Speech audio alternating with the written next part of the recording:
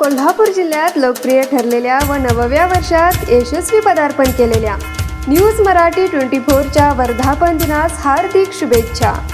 शुभेच्छुक श्री छत्रपती शाहू सहकारी साखर कारखाना लिमिटेड कागल, अध्यक्षा श्रीमती सुहासिनी देवी विक्रमसिंह घाटगे, माननीय समरजित सिंह घाटगे, अध्यक्ष शाहू उद्योग समूह कागल, माननीय अमरसिंह घोरपडे उपाध्यक्ष, माननीय जितेंद्र चव्हाण कार्यकारी संचालक, सर्व संचालक मंडळ छत्रपती शाहू सहकारी साखर कारखाना कागल।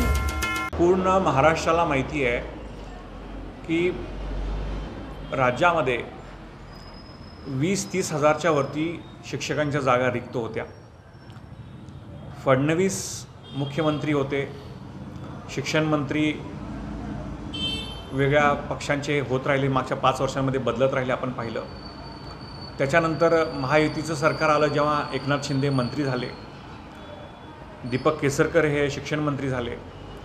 या काळामध्ये एक शिक्षकांना एक गाजर दाखवण्यात आलं की 24,000 जागांची आम्ही भरती करणार आहोत आणि त्याच्यातील पहिला फेज जो आहे 10-12 हजारांच्या भरतीचा तो आम्ही घेणार आहोत। आणि त्यांनी निवडणुकीच्या पूर्वी लोकसभेच्या हा फेज प्रक्रिया चालू केली फेब्रुवारी 2024मध्ये।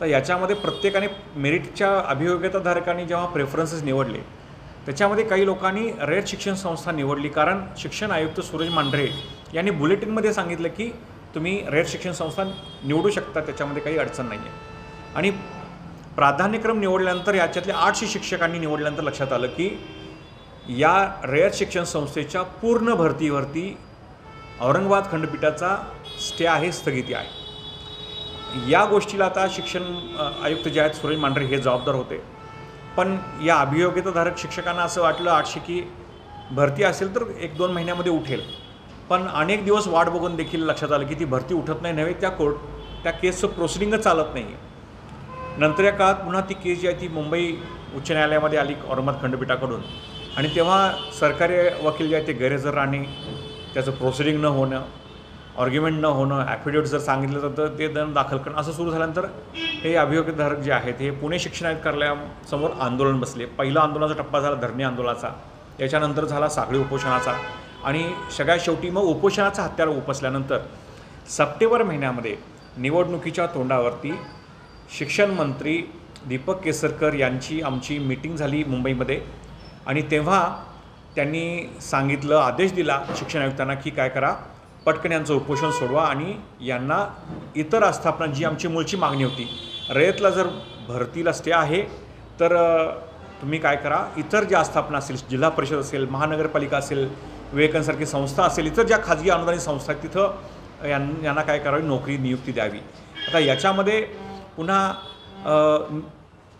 हा आदेश दिल्यानंतर काय झालं की आचारसंहिता सुरू झाली निवडणुकांची, आणि त्याच्यामध्ये ही जे प्रस्ताव होता आयुक्तांनी तो पाठवला होता वरती मंत्रालयामध्ये, तो प्रस्ताव हळूहळू पुढं जात राहिला, आणि शेवटी निवडणुका संपल्यानंतर निकाल लागल्यानंतर शिक्षण सचिव कुंदन जे मॅडम ज्या होत्या त्यांची सही झाली।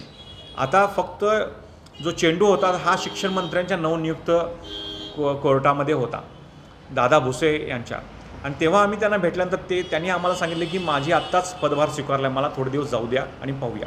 आणि म्हणून आमची दुसरी भेट झाली आंदोलन करत 14 जानेवारीला, ज्यावेळी आंदोलन सुरू होतं शिक्षण आयुक्त कार्यालयासमोर उपोषण, त्याचवेळी आम्ही भेट घेतली, आणि भेट घेतल्यानंतर त्यांनी सांगितलं की तुमच्यावर अन्याय झाला आहे हे मला मान्य आहे, तुमच्यावर लवकरात लवकर तुम्हाला नियुक्ती द्यायला पाहिजे हेही मला मान्य आहे, पण आम्ही काय करणार, पुन्हा आम्ही काय करतो, रयतसाठी आम्ही वाट बघतो, रयतचं निकालाची केसचा निकाल जो आहे तो निकाल लागावा, स्थगिती उठावी यासाठी प्रयत्न करतो आहे। पण आमच्या लक्षात येते की गेले वर्ष झालं, आता शिक्षण आयुक्त नवीन आलेले आहेत, पण आम्ही वर्ष झालं पाहतो आहे या केसमध्ये लवकर स्टे उठण्याची शक्यता खूपच धुसर आहे, कमी आहे, आणि त्यामुळे या एवढ्या 800 शिक्षकांच्या कुटुंबांशी खेळायचं, अनेक जण एजबार होत आहेत त्याच्यातले, ऑलरेडी एजबार 250-300 लोक झालेले आहेत, आता त्यांना जिल्हा परिषद महानगरपालिका मिळू शकणार नाही आहे।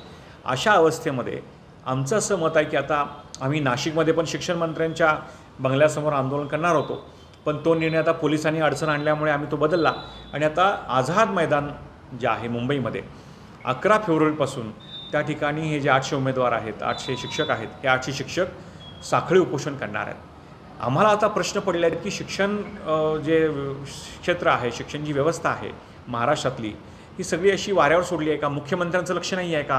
कारण मुख्यमंत्र्यांनी जर 100 दिवसाचं टार्गेट दिलं आहे, याच्यामध्ये शिक्षक भरती दिली आहे. मग अशी शिक्षक भरती दिली आहे का की मागचं सगळं सोडायचं, प्रलंबित आहेत नियुक्त्या आणि पुढचंच भरतीचं पाहायचं? हे असेल तर हे सरकारची धोरणं जी आहेत ती चुकीची आहेत.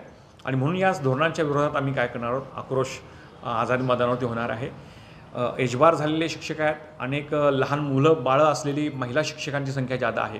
आता हे जर उपोषणाला तिथं बसणार असेल तरी देखील शिक्षण मंत्री यांच्या हृदयात जर पाझर फुटत नसेल आणि मुख्यमंत्री आणि उपमुख्यमंत्री जर याच्यामध्ये जर लक्ष घालणार नसतील तर महाराष्ट्राची शिक्षण व्यवस्था अक्षरशः फुले शाहू आंबेडकरांनी ज्या पद्धतीचा वारसा आहे शिक्षण व्यवस्थेला, ती शिक्षण व्यवस्था वाऱ्यावरती सोडली आहे की काय, असा प्रश्न उपस्थित होतो.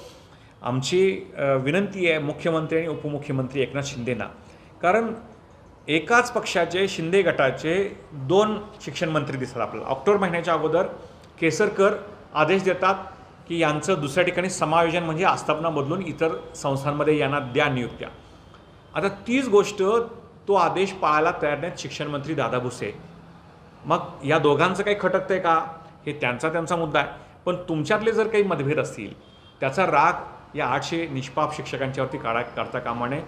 हे तर्कहीन आहे की एकाच पक्षाचा, एकाच सरकारचा एक शिक्षण मंत्री आदेश देतो ह्यांना आज समायोजन करा, दुसऱ्या ठिकाणी बदली त्यांना आस्थापना द्या, आणि दुसरा शिक्षण मंत्री येऊन म्हणतो की लवकर होणार नाही किंवा अशा पद्धतीनं करायला लवकर तयार नाही आहे. तर हे सर्व शिक्षकांच्या मनामध्ये एक ओढ आहे की प्रश्न उपस्थित होतो आहे की नेमकं काय शिक्षण मंत्र्यांना करायचं आहे. आता या प्रश्नाचा जाब विचारलाच आम्ही 11 फेब्रुवारीला आझाद मैदानावरती मोठ्या संख्येनं आम्ही जाणार आहोत. डेअरीतनी रांगातनी किटल्यातनी दूध हाय भारीच ग दूध भारी, फॅट भारी, SNFB भारी, ही किमया फर्टिमिन प्लस ची चारी. गोकुळच्या महालक्ष्मी पशुखाद्य कारखान्यानं आपल्या दूध उत्पादकांसाठी नव्यानं उपलब्ध केलेलं सीवीड युक्त मिनरल मिक्सचर फर्टिमिन प्लस. दुधाला रेट, वर्षाला वेध, आपल्या डेअरीतून आजच आणा फर्टिमिन प्लस.